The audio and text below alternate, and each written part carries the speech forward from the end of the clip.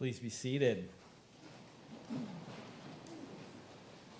I found myself reflecting this week on some of those values of what it means to be, I think, a Westerner in general, to be an American for sure, that perhaps we might be able to get beyond. And what I'm thinking of specifically is this sometimes very wonderful thing that we do, but oftentimes not so much.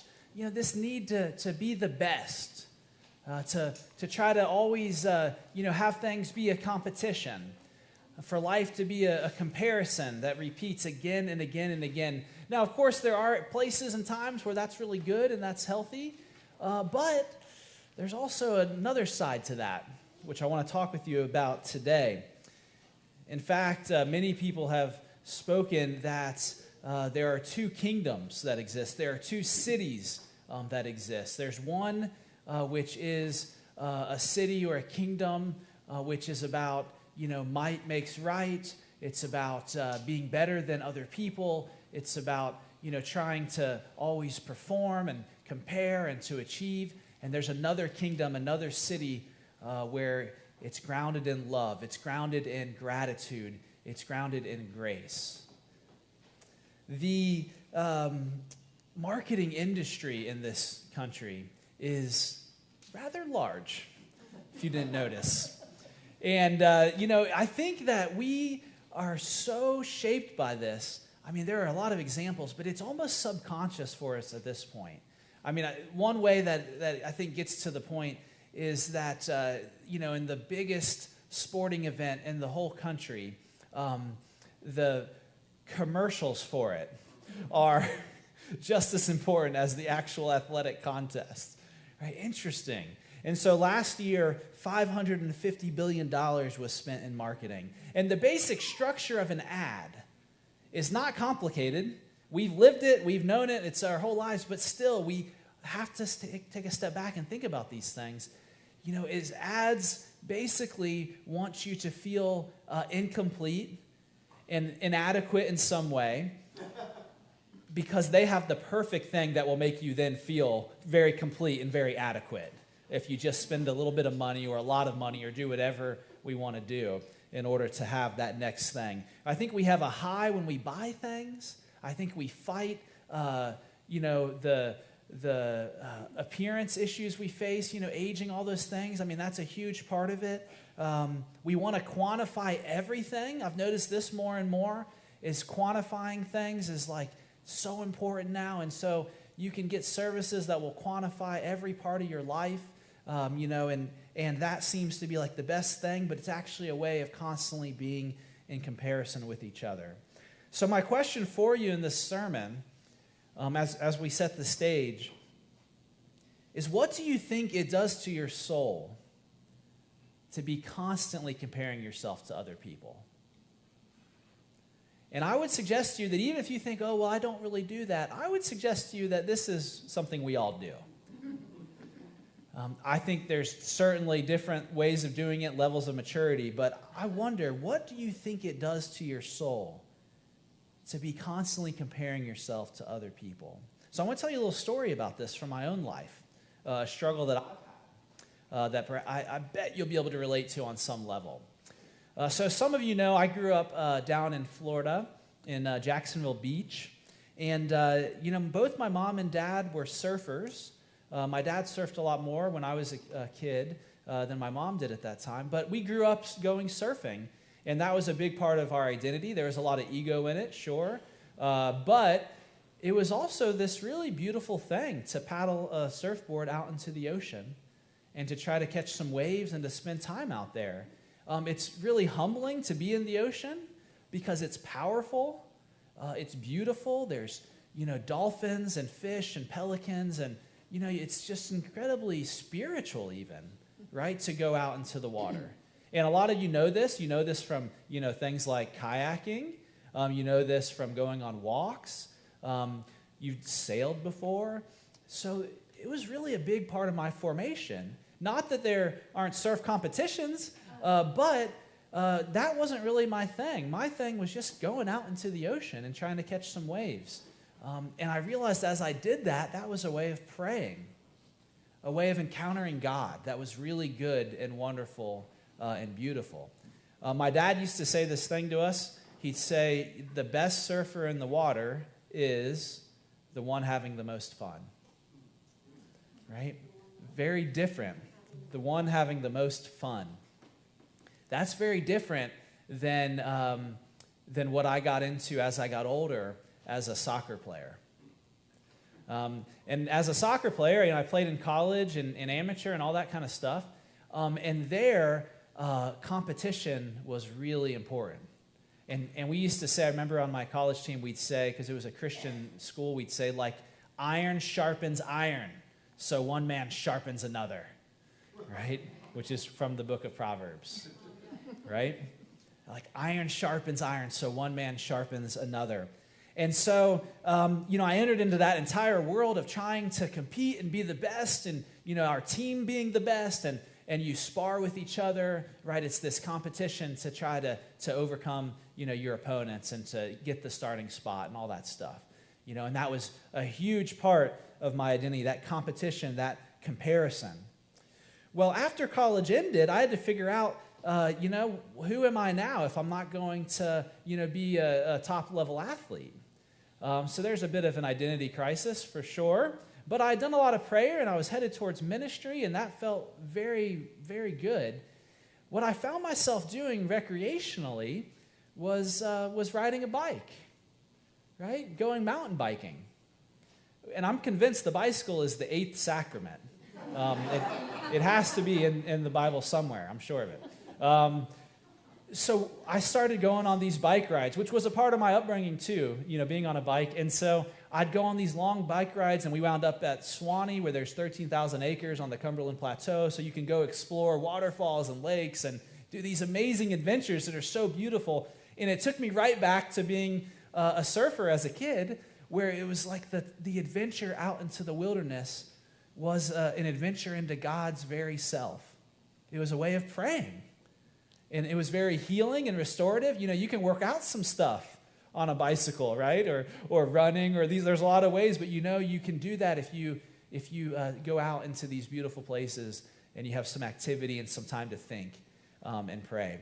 That was really beautiful, and I felt myself learning how to pray again almost, right? Just like I was raised to do. And then something interesting happened. Then Strava came along. Now, Strava, some of you know about, some of you don't. It's an app for your phone. And I remember being in seminary, and I was hanging out with some of the mountain biking college kids. We'd go on rides together, and they said, hey, you should get Strava so we can, follow each other, check out each other's rides. And so I downloaded the app, and what it is it's a fitness tracking app where you can, hit record, and then it'll tell you how many miles you go. It'll tell you how many feet you climb.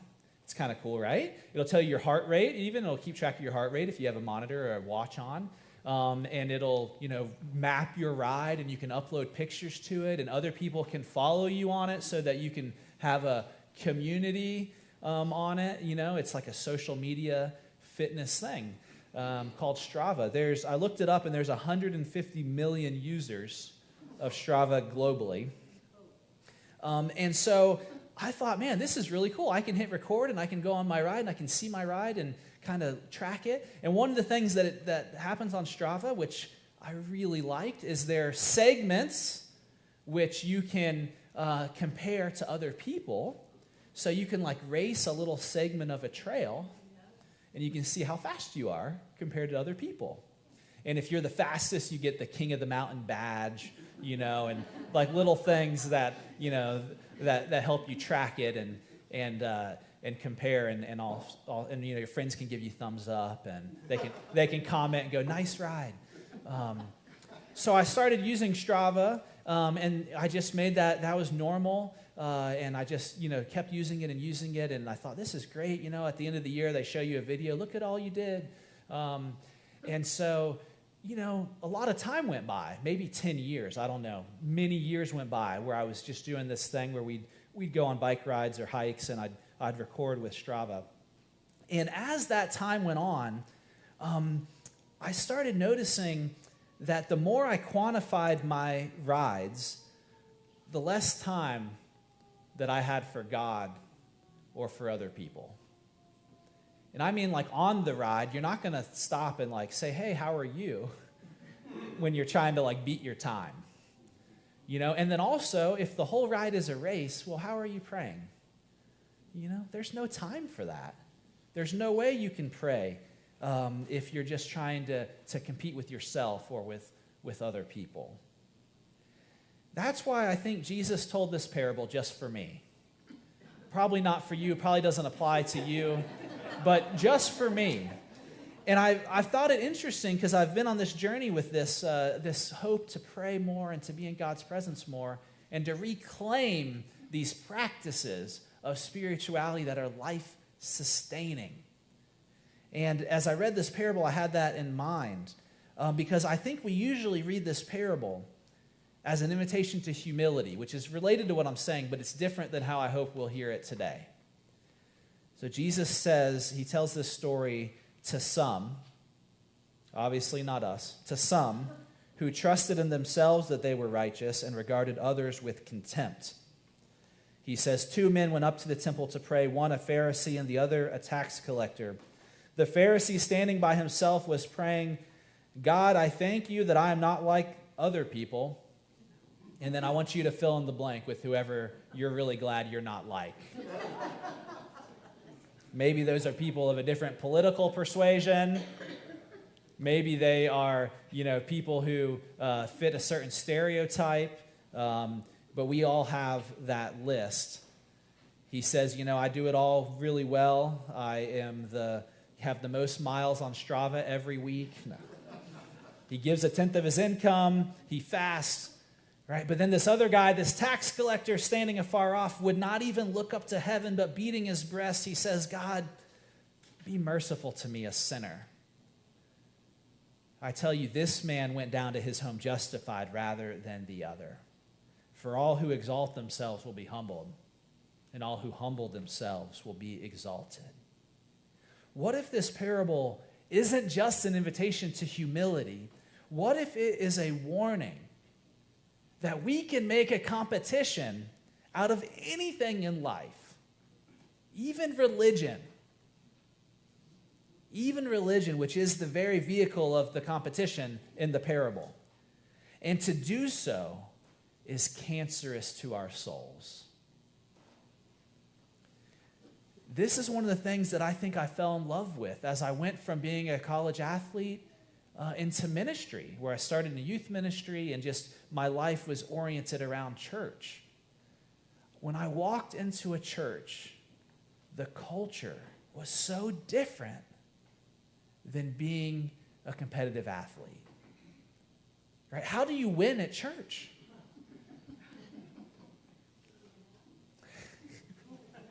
The values that we find here, the things that we hold to be true, are so different, right? You can't get kicked off the team if you're not good enough. And the things that we do, the practices, the way that we exercise, it's about eating together. It's about fellowship. It's about singing, stepping into the story and the songs of God. This entire way of being community with each other seems like a different kingdom than trying to be the best all the time. And that is really, really good news. It was to me, and I hope it is to you today, that there is a way of being that's about gratitude and grace and nourishment in God rather than about comparison and competition. I read some Thomas Merton, who is a mystical writer, a monk from the last century, who is very interesting to read. And I remembered he wrote about getting caught in this way of comparing and being in competition with each other. And he wrote, more than once, Jesus had to rebuke his apostles who were wrangling among themselves for the first places in his kingdom. More than once, Jesus said, it's not about that. Look at the children. Look how they come to me, right? If we want to enter the kingdom, we have to be like them. There's a different journey we're supposed to be on, one that I think is actually more real and more substantive than the paths of perfection and comparison and competition that we so often take. And so Merton writes, as he invites us into this journey, he says, go inward. Go inward, deeper into yourself, and you will find there your real identity. He says, to say that I am made in the image of God is to say that love is the reason for my existence. For God is love. Love is my true identity. Selflessness is my true self. Love is my true character. Love is my name. And he says, look at Jesus, whose self-emptying journey to the cross was the very way of revealing the great goodness and the great power of God. Go on that journey yourself. And as we do so, we find that forming our identities in comparison to what we have or how we look or how we can perform, right? All of those are pseudo-selves. They're all a bunch of nonsense. Because as we go deeper, we find that we divest ourselves of those false identities and we move past those metrics of the world, and we find that we are made in the very image of God and that that's at the core of who we are. So we don't need to compete. We don't need to compare. We get closer and closer to the one in whose image we are made, Thomas Merton writes. That's really good news. It's hard news because we do this instinctively. It's part of being a consumeristic society, right, where we think this is who we are. We have to buy more or do more or be better than. But it is not what we see in the kingdom of God. It's not the message of Jesus. Instead, we are invited to divest ourselves of those comparisons and to think, well, who am I if I'm not what I do or how I look or what I own? Well, that's scary. But the answer to that question, who are you, if you're not what you do or how you look or what you own, is you are a beloved child of God, made in God's image, one for whom God gave his very life in the middle of a competition for what holiness looked like. Jesus is crucified to show you that there's more to life than that competition. Amen. Amen.